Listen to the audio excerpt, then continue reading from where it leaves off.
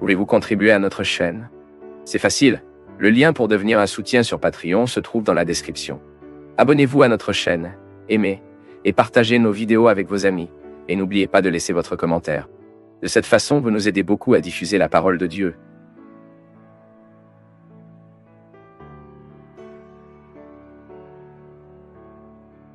Le père Fabio, la personne ne voulait pas s'identifier. Il parle comme ça, a beaucoup aidé une personne et a été trahi par lui. Cette personne s'enfuit tout le temps. Et en plus de cela, me doit de l'argent? Que dois-je faire? Je pourrais au moins descendre, récupérer l'argent perdu. Mais vous savez que... Parfois, je continue de penser qu'il y a une perte bien pire que les finances, ce qui est précisément de la colère. Je me souviens que j'ai passé des expériences dans ma vie quand je me sentais blessé par quelque chose que l'autre m'a fait, et parce que je ne pouvais pas oublier ce que l'autre a fait ou fait, j'ai étendu ce mal pendant un certain temps sur ma vie. Parce que j'étais très classé. Aujourd'hui, Dieu merci, parfois je me blesse avec une situation, 4, 5 jours plus tard, je ne me souviens plus de la raison. Je sais que j'ai été blessé, mais je ne me souviens plus de la raison. Parce que nous finissons par développer un mécanisme de défense. La santé, c'est plus que la défense, c'est la santé. Parce que garder la rancune, garder le ressentiment, c'est une manière très étrange. Nous devons créer des dégâts pires que celui que la personne nous a déjà donné. Donc, la meilleure façon, ma fille, de surmonter une trahison, c'est que nous ne nous permettons pas de trahir. Parce que si l'autre m'a trahi, alors d'accord, je trouverai un moyen de faire ce nettoyage dans mon âme, mais je ne veux pas être mon traître. J'ai besoin de juger en faveur. J'ai besoin de gagner ce match. La vie est très courte pour que je puisse perdre du temps à juger contre moi. Donc, garder la trahison de l'autre, s'adapter à cette trahison de l'autre en moi est la preuve. En fait, est une façon très désolée, impitoyable et muette de vivre. Je ne peux pas être impitoyable les uns envers les autres, et encore moins. C'est donc ma tâche quotidienne d'organiser en moi les sentiments gâtés que l'autre a laissé tomber et qui ne m'appartiennent pas. J'ai besoin de le jeter. Et c'est une façon... Bien sûr, c'est pas facile à faire. Ce nettoyage spirituel, ce nettoyage affectif n'est pas facile. Mais c'est un moyen de commencer le processus de guérison. Parfois, je trouve des femmes qui ont été trahies par leur mari et qui sont éternellement blessées par la trahison. Cela ne devrait pas être facile. La trahison entre les conjoints est quelque chose qui devrait beaucoup faire mal. Parce que c'est une fidélité brisée, c'est une confiance qui est remise en question. Ce qui fait le plus mal, ce n'est même pas le fait que l'autre a dormi avec l'autre ou l'autre endormir avec l'autre. Non, c'est le fait d'être trompé. C'est cette rupture de confiance. C'est ce qui fait mal. Et lorsque cette rupture de confiance est établie, elle peut laisser des marques profondes sur celle qui a été trahie. Et là, pour commencer, une autre forme de trahison. D'accord? Le mari vous a trahi. C'est arrivé. Maintenant, vous ne pouvez pas vous trahir.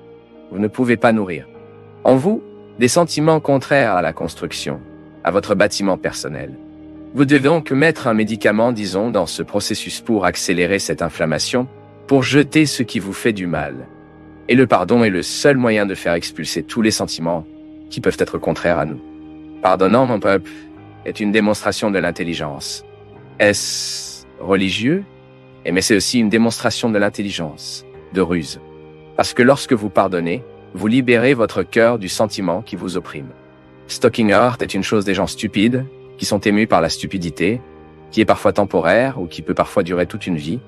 Retrait blessé, comme si c'était précieux, est une démonstration d'un choix malheureux, de stupidité. Donc pas de mots. Chaque fois que je recueille la blessure et que je mets cette blessure dans une importance dans mon cœur, quelque chose d'autre que je ne fais pas, mais être stupide, car aucun avantage cela m'apporte. Je n'ai jamais vu dans ma vie une personne bénéficiant du manque de pardon. La douleur à garder. Donc, parce que parfois nous sommes conscients que la distance est la meilleure façon d'être, d'établir la guérison et le respect. Maintenant, il ne sert à rien de garder la personne à l'écart si vous les apportez tous les jours à travers une blessure. Vous devez donc balayer votre cœur, jetez votre blessure. Puis vous saurez même comment découvrir la distanciation qui était nécessaire pour guérir la souffrance. Je te souhaite dans tes difficultés, tu as toujours ce droit et la possibilité de retirer ces excès. Pour que vous ayez votre vérité fondamentale sous vos yeux, sans exagération, juste vous. Et à partir de cela, vous rencontrez le chemin de la vie. Merci pour votre affection, pour votre attention. Et que Dieu vous bénisse beaucoup. Que Dieu déverse sur votre cœur, sur votre maison, sur votre vie. La disposition qui a caractérisé le cœur de Notre-Dame. De sorte que, un exemple de celui-ci, nous pouvons également être un vrai chrétien. Amener toujours Jésus sur ses genoux, pour le présenter à ceux qui ne le connaissent pas encore. Versez sur nous la bénédiction du Dieu Tout-Puissant, Père, Fils et Saint-Esprit. Amen. Et aujourd'hui, motivé pour le voyage de la Terre Sainte, qui est aujourd'hui là. Vous regardez ces endroits où il a grandi, les endroits qu'il fréquentait certainement, les choses qui ont enchanté ses yeux, qui remplissaient ses yeux. Nous commençons en quelque sorte à savoir un peu plus d'amis de nous. Si nous avons l'occasion d'aller aux racines de nos amitiés, nous devenons certainement plus amicaux, car cela provoque en nous une forme de les connaissances que la coexistence n'ont peut-être pas donnée pleinement. Connaissez la racine où nos grands amis sont nés. Je vous avoue que c'était la mystique qui m'a emmené en Terre Sainte. Sachant que je connaissais le sol de mon meilleur ami, la vie, l'endroit où il a poussé, où tous les grands événements ont eu lieu, en regardant la mer de Galilée et en pensant que c'est là que Jésus a trouvé ses amis, que Jésus a fait des disciples. Mettez notre pied dans cette eau, et pensez que même si ce n'est pas la même eau à partir de ce moment, nous pouvons en quelque sorte faire un pont. D'une manière ou d'une autre, nous pouvons aussi nous sentir comme cette foi. Regardez là le Saint-Sépulcre pour penser que la racine de notre foi est là. Je me suis demandé, mon peuple, qu'est-ce qui fait qu'une terre est sainte? Et c'était pour avoir dit au revoir à la Terre Sainte dans la dernière célébration que nous y avons joué. Une terre est plus large car elle est chargée de signification. Le concept du sacré est que c'est vous de retirer de l'endroit commun et que vous mettez dans un endroit réservé. Le sacré est ce que vous avez sélectionné au milieu de tout ce qui est ordinaire, tout ce qui est courant, et que vous apportez dans une atmosphère différente. C'est vous de retirer l'endroit tous les jours et que vous le mettez à l'endroit spécial. Quand nous disons que la terre est sainte, qu'elle est sacrée, c'est parce que les événements qui ont eu lieu y ont été pris en charge et sont devenus spéciaux à beaucoup de gens. Donc, nous devons enlever la sandale des pieds de la même manière que Moïse l'écoute. Retirer la sandale des pieds pour entrer dans un territoire saint. Un territoire qui est saint parce que c'est un lieu sacré pour beaucoup de gens. C'est un lieu de sens pour de nombreuses personnes, y compris pour moi. Jouer sur la Terre Sainte devait reconnaître les lieux de mes significations. Là, voir l'endroit où vivait Jésus me transporte en quelque sorte. Penser qu'aujourd'hui, tout ce que je crois, tout ce qui m'émoure en tant que prêtre, en tant qu'homme, était là qui s'est produit. C'est là que tout ce qui fait que notre vie s'est produit. Et le merveilleux, mon peuple, est que nous revenons de la Terre Sainte avec le désir de sanctifier ce qui est le nôtre.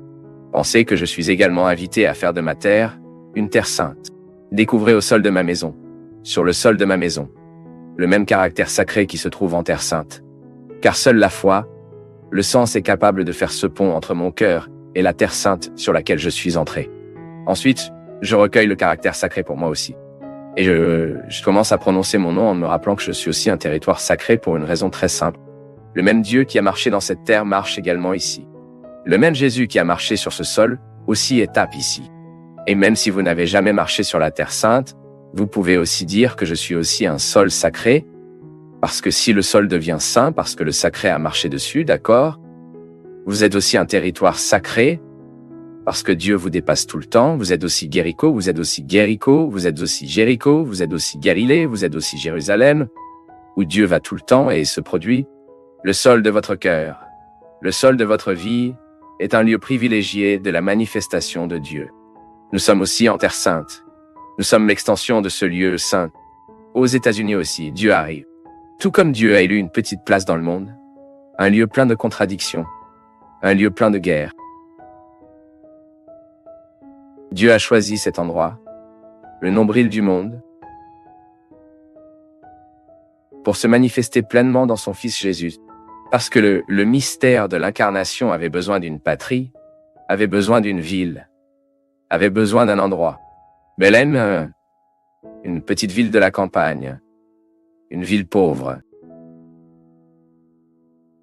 C'est là que Dieu a choisi. Qui sait aujourd'hui que vous vous reconnaissez également? La pauvreté de votre cœur vous rend similaire à Bethléem, une ville cachée au milieu de tant d'autres. Combien de fois ressentons-nous cela, non?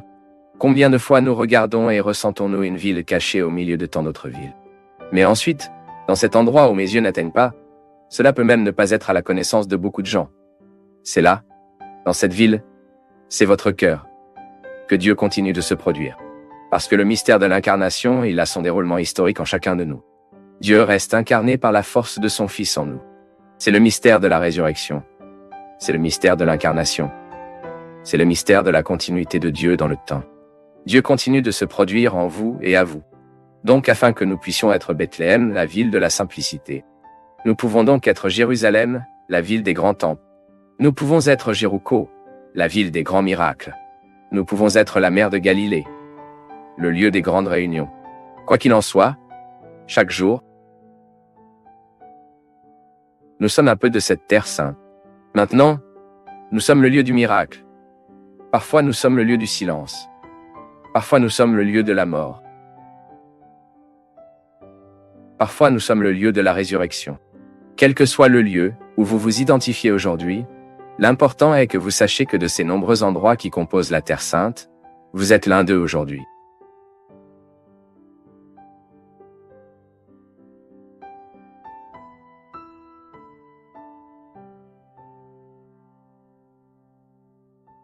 Pour nous du Path of Faith, c'est toujours une joie d'être avec vous en ce moment. Partagez vos perceptions sur le sujet d'aujourd'hui dans les commentaires, montrez votre soutien en aimant la vidéo et aidez à la partager en l'envoyant à vos amis. Abonnez-vous à la chaîne pour rester connecté avec nous et recevoir nos nouvelles vidéos.